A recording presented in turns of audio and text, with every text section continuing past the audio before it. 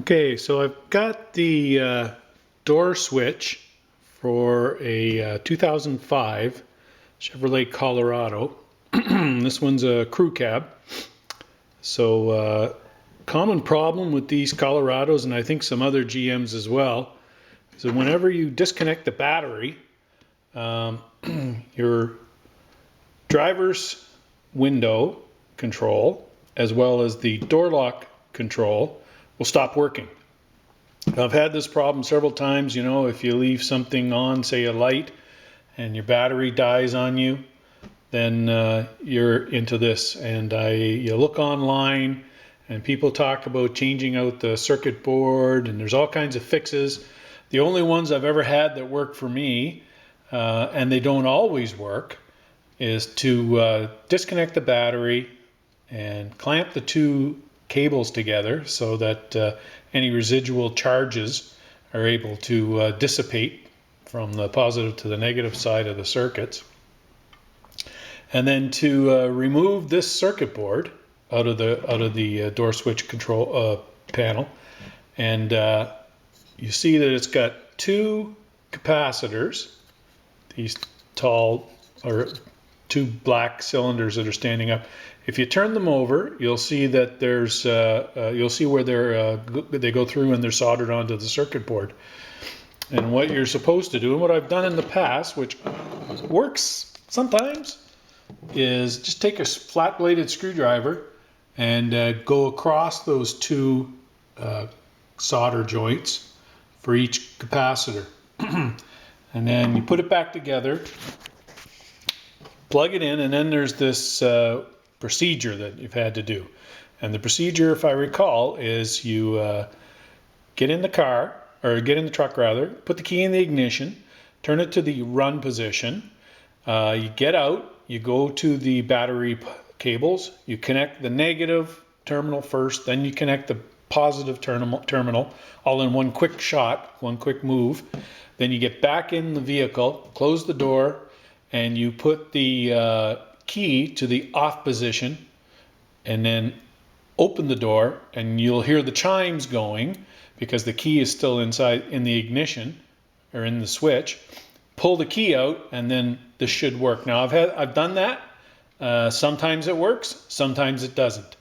And one other thing that I've tried that does work is, and a few things I've read, is about these two relays here. Now I don't know which one it is that's for the. There's I think only one of them that's for the driver's side door lock and the door locks and the driver's side window. But it doesn't matter. They're right next to each other. They get stuck, and I mean they're just basically a switch inside this black plastic housing. So what people recommend doing is just heating these up. Now you got to be careful because this is all plastic and you don't want to overheat these. I wouldn't take a heat gun to them. So what I do is I take like a piece of wood here just to kind of lift them up, and I set them down on the wood at an angle like that. And then I just take a small space heater, I set it on low heat, and I move it to within about, I don't know, 10 or 12 centimeters away from the box, and let it warm up. And then take it, put it all back together, reconnect it in the driver's side door, and then try it. Put the key in the ignition and put it to the run position, or start the engine even, and then it works. So I've had more luck doing that. So I've just finished, of course, doing that again. So I'm going to give that a try. If you've never taken one of these guys apart, this is the bezel that goes in for the door. Here's the handle. There's where the switch sticks through. I'll just flip this over. I got it right? Yeah, that's right. It goes like this. So this is where the switch sticks through for the door lock, and then the four windows, and then this one is for the window control. So lock or unlock the controls for the back. On the underside of this, there used to be, I broke mine off and tried fixing it a couple times, and now I don't even bother. There's a tab here. So when you're taking this off, you undo the two screws inside the handhold here. They're just two Phillips body screws. and then you're supposed to lift it up straight. Like, don't bend it up like this, because that snaps it off, and that's how I broke it off the first time. I epoxied it on, and then it ended up the epoxy didn't take very well and it broke off, and really don't need it anyway. But just if you've got this piece in there, just remember that when you're taking this out, to kind of don't tip it up. Just lift it up straight up in one motion. And when you're taking this guy apart,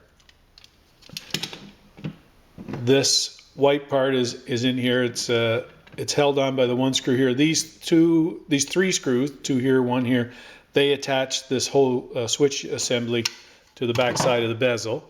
You can see there and there. And then this screw here holds the white part onto the bottom part of the switch, as well as these tabs. So what you got to do is you take I'll just turn this sideways. You take a really thin screwdriver and you put it in here and just gently pry this out, and this will come away. There's 1, 2, 3 tabs on this side. And what I tend to find is that once they're away from one side, the other side comes out without the use of a screwdriver pretty easily. Just go gentle on it. Try not to do this when the plastic's cold. Do it when it's warm, and they'll come apart. So I'm going to, after heating this thing up, going to put it back in the truck and give it a try and see how it works.